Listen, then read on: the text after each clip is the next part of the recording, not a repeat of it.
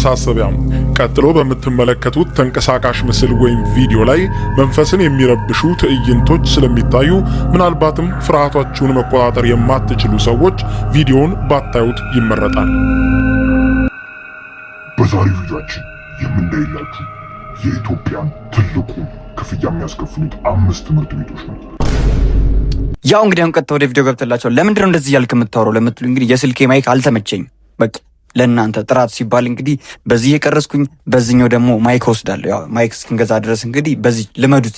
እኔም እንግዲህ ይከብደኛል እንደዚህ ለመስራት፣ ግን ምንም ቢሆን ቪዲዮና ኦዲዮ ጥራቱ መመሳሰል ስላለበት ነው። እንግዲህ ወደ ቪዲዮ ገብተንላችኋል። የኢትዮጵያን ትልቁ የሚያስከፍለው ማን ነው? ስንት ብር ነው የሚያስከፍለው? ለምንድን ነው ሁሉ ብር የሚያስከፍሉት የሚለውን እንግዲህ ዲቴል አናይላችሁ። የሚያስከፍሉትን ብርና የት ቦታ እንዳለ ኦር ደግሞ ምን አይነት ትምህርት ቤት እንደሆነ ለማየት ነው እንግዲህ የመጣንላችሁ። ከመጀመሪያውም ተናግሬያለሁ፣ ልብ ድካም ያለበት ሰው ይህን ቪዲዮ እንዳያየው፣ የብር ፍራቻ ያለበት በጣም ብር መውጣት እንደ ስቲንጂ ሰው ማየት የለበትም ይህን ቪዲዮ። ወደ ቪዲዮ እንግባላችሁ። እስከዛ ግባ ወደ ቪዲዮ። እነዚህ እንግዲህ 5 ኢትዮጵያ ውስጥ ያሉ ኢንተርናሽናል ትምህርት ቤቶች ስንት እንደሚያስከፍሉ ልንገራችሁ። በአንደኝነት ደረጃ ይሄ ትምህርት ቤት ኢንተርናሽናል ኮሚኒቲ ስኩል በመባል ይታወቃል። ይሄ ትምህርት ቤት በነገራችን ላይ ለምዝገባ ብቻ አፕሊኬሽኑን ይሄ ቅጹን ለመሙላት 40 ሺህ ብር ነው የሚያስከፍለው ለአንድ አመት ቆይ ጋይሶች እኔ ብያለሁ። ይሄን ያልኩት ለምዝገባ ብቻ ማለት ምዝገባ ማለት ገብቷችኋል። ድሮ ይሄ ሄዳችሁ ምናምን ይሄ ሰርተፊኬታችሁን ይዛችሁ ሄዳችሁ ምናምን ጻፍ ተደርጎ 50 ብር ምናምን ወይ ቢበዛው 200 ብር ነው። በቃ የሀብታም ትምህርት ቤትም ቢሆን 200 ብር ለወረቀቱ ምናምን የሚከፈልም አይመስለኝም ነበር። ወራሄ ነበር አንድ ላይ የምከፍሉት። እዚህኛው ትምህርት ቤት ግን ኢንተርናሽናል ኮሚኒቲ ስኩል ይባላል። አይ ቲንክ ብስራተ ገብርኤል ነው ያለው። ይህን ትምህርት ቤት አውቀዋለሁ። 40 ሺህ ነው ለመመዝገብ ብቻ 40 ሺህ። አዎ ጆሮአችሁ ሰምቷል። 2 ዓመት ህጻን ልጃችሁ ኬጂ1 ለማስተማር 2.7 ሚሊዮን ብር ያስከፍላል። ግን ይሄ ሊያውም ለኬጂ ነው የሚያስተምረው እስከ 12 እና ግሬዱም እየጨመረ ሲሄድ የገንዘቡን መጠን በዛው መጠን እየከፋ ነው የሚሄደው። ከአንደኛ ክፍል ጀምሮ የምትከፍሉት ገንዘብ ከ4 ሚሊዮን ብር በላይ ነው።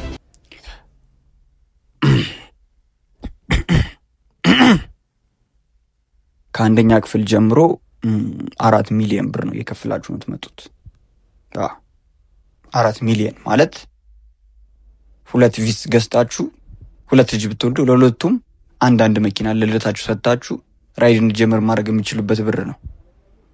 እነዚህ ለትምህርት ቤት የሚከፍሉት ይሁን 2.7 ሚሊዮኑ ለኬጂ ነው። እስከ ኬጂ 3 ድረስ 2.7 2.8 እየከፈላችሁ ትሄዱ። ልክ ልጃችሁ አንደኛ ክፍል ሲገባ 4 ሚሊዮን መክፈል 3.5 ምናምን የሚከፈለው ኬጂ ላይ ነው። ኬጂ ደግሞ 3 ዓመት ነው አይ ቲንክ የሚማሩት። 3 ዓመት ሙሉ 3.5 ስንት ይሆናል እንግዲህ ካልኩሌቱን ስናሰለው 3 ይሆናል። 9 ደግሞ 5 ደግሞ 1005 ይሆናል። 1005 1 ሚሊዮን 500 ሺህ ይሆናል። ከዛ 9 ሚሊዮን 1.5 ሚሊዮን ሲጨመር 10 ሚሊዮን 500 ሺህ ብር ልጁ ከነርሰሪ እስከ ፕሪፓራቶሪ እስኪማር ድረስ 10 ሚሊዮን 300 ሺህ ብር ያወጣሉ እነዚህ ቤተሰቦች። ልጁ ምንም አያውቅም። የሚያውቀው ኤቢሲዲ ኤፍጂ ኤችአይጄኬ ካወቀ ነው እዛ ድረስ። እስከዛ ድረስ ምንድነው የሚማረው? የሚያወጣው ብር 10.5 ሚሊዮን ብር ለኬጂ ለነርሰሪ ማለት ነው። ኤቢሲዲ ለመማር እስጎማረና ክርስቶስ በአመት እዛ በኋላም እየከፋባችሁ ነው የሚሄደው። ባይዞ ልክ ልጃችሁ 20 ስኩል ሲደርስ 9 እና 10 ሲማር 5 ሚሊዮን ብር ነው በአመት የምትከፍሉት። በቃ ከዚህ በላይ የሆነ ማጋነን አጉል ማድረግ አልፈልግም። በቃ ብሩን እየሰማን ዝም ነው ማለት ያለብን። 2ኛ 3ኛ 4ኛ 5ኛ አሉ፣ እነሱ እየቀነሱ ይመጣሉ አይ ቲንክ ብዬ አስባለሁ። 4ኛ ክፍል ምናምን ለሚማር ልጅ እንግዲህ 5 ሚሊዮን በአመት ማውጣት ማለት ቀላል የሆነበት ሰው አለ ማለት ነው ኢትዮጵያ ሀገር ውስጥ። ይሁን በቃ ይሁን። ፕሪፓራቶሪ ወይም 11ኛ እና 12ኛ ክፍል ደግሞ ሲደርስ 5 ሚሊዮን 225 ሺህ ብር ነው የምትከፍሉት። አይ ጥሩ ነው። እዚች ጋር ጥሩ መጥቷል። እኔ የጠበቅኩት 12 ሚሊዮን ምናምን ሊጠጋ መስሎኝ ልቤ ስንጥቅ ልትል ስትል 5 ሚሊዮን 225 ሺህ ብር ያለው እኔ እስካሁን በተማርኩት 12 ጨርሻለሁ። 25 ሺህ ብር አልወጣልኝ። ሙሉ ፕሮሰስ ነው የምላችሁ። ለትምህርት ቤት ብቻ አይደለም፣ ለልብስ፣ ለምግብ፣ ለምናምን ለሁሉም ነገር 25 ሺህ ብር የወጣብኝ አይመስለኝም በአመት። ዋት ትምህርት ቤቱም ከ950 ተማሪዎች በላይ ያሉት በዚህ ሰዓት 95% ወይም 90% የሚማሩት ከውጭ ሀገር የመጡ ተማሪዎች። አሁን ያሳምናል። ከውጭ ሀገር ለመጡ ሰዎች እንግዲህ 4 ሚሊዮን መክፈል ማለት በእነሱ በዶላር ሲያሰሉት ትንሽ ስለሚቀንስባቸው አሪፍ ኢንተርናሽናል ስኩል ስለሆነም ነው እንደዚህ የጨመረው ብለን እናልፈዋለን። እንዴ ምና ሀብታም አይኑር? እሺ እኛም እኮ ወደፊት ይሄን ቪዲዮ ሰርተን አካብደምና ሊሆን ይችላል። ወደፊት ግን ሀብታም ከሆነ ልናስገባው እንችላለን ልጃችንን። በቃ ማካበድ ምናምን 5 ሚሊዮን ግን ከባድ ነው ስታስቡት። አንድ የሚገርም መኪና እኮ ይገዛበታል። ግን ትምህርቱ ግን ያልገባኝ ፖይንት ምን እንደሆነ ታውቃላችሁ ጋይሶች? የምር እኔ እንደዚህ የገረመኛለሁ። ይህን ቲክቶክ ላይ መጥቶልኝ ሴቭ አድርጌ ያስቀመጥኩት ግራ የገባኝ ነገር እነዚህ ልጆች ተምረው ስራ ይዛሉ ነው? ይቺን ሀገር ለብቻቸው ነው የሚመሩት ነው ወይስ ትምህርት ቤቱ እንደገና ይከፍላችኋል ያወጡትን ብር?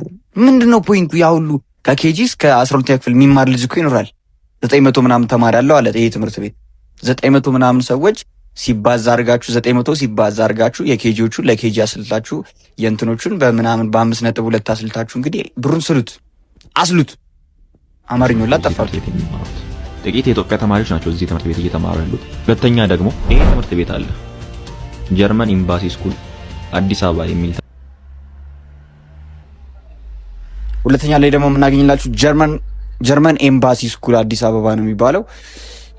ይሁን ሀገር አቀፍ ስለሆነ ይሁን። ይሄ ደግሞ የሚያስከፍል ኒስት ኬጂዋን ለሚማሩ ተማሪዎች 1.4 ሚሊዮን ብር ነው በአመት የሚያስከፍላችሁ። ይህም በግሬዱ ይወሰናል የምትከፍሉት ገንዘብ። ግሬዳችሁ ከፍ እያለ ሲሄድ ከፍ ያለ ገንዘብ ነው የምትከፍሉት። እናም 12ኛ ክፍል ስትደርሱ የምትከፍሉት ገንዘብ 1.5 ሚሊዮን ብር ነው።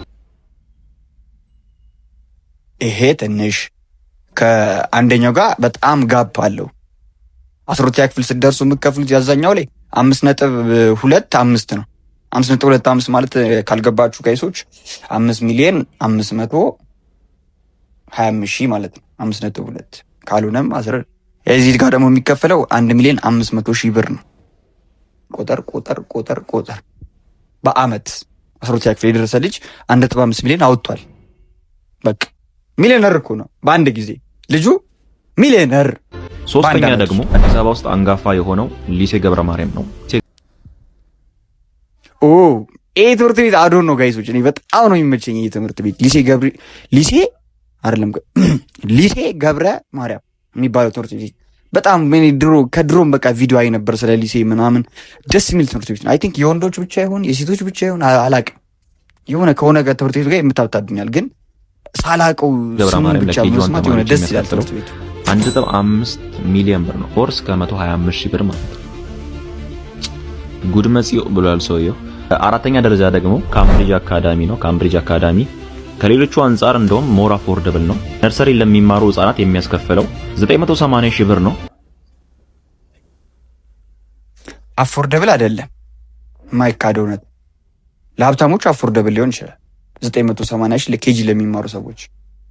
አሁን ኤቢሲዲ በ980 ሺህ አሁን ይገዛል ወይስ ጭንቅላታችሁ የሆነ የሚወጉት ነገር አለ? በቃ ባንዴው 12 ያክል እውቀት እንዲኖር አፎርደብል ነው ስላችሁ ከሌሎቹ አንጻር ለማለት ነው እንጂ ይሄ የሚቀመስ ገንዘብ ሆኖ አይደለም። በጣም የሚከፋው ነገር ደግሞ ግሬዳችሁ እየጨመረ ሲሄድ የምትከፍሉትም ገንዘብ እየጨመረ ነው የሚሄደው። 12ኛ ክፍል ስትደርሱ 1.7 ሚሊዮን ገንዘብ በአመት 1 ሚሊዮን 750 ሺህ ብር ነው። የመጨረሻው ደግሞ ፊሊፕ ኢንተርናሽናል ትምህርት ቤት ነው። ፊሊፕ ኢንተርናሽናል ትምህርት ቤት እንግዲህ የ2 አመት ህጻን ልጅ ኬጂ 1 ለሚማር የሚያስከፍለው በ3 ተርም ውስጥ 481 ሺህ ብር ነው። የተለያዩ ክፍያዎች ሲጨማመሩባችሁ እስከ 651 ሺህ ብር ድረስ ይደርሳል። ከነዚህ ክፍያዎች መካከል ለምዝገባ 16118 ብር ትከፍላላችሁ። ለመማሪያ ቁሳቁሳቸው ደግሞ 35594 ብር ነው የምትከፍሉት።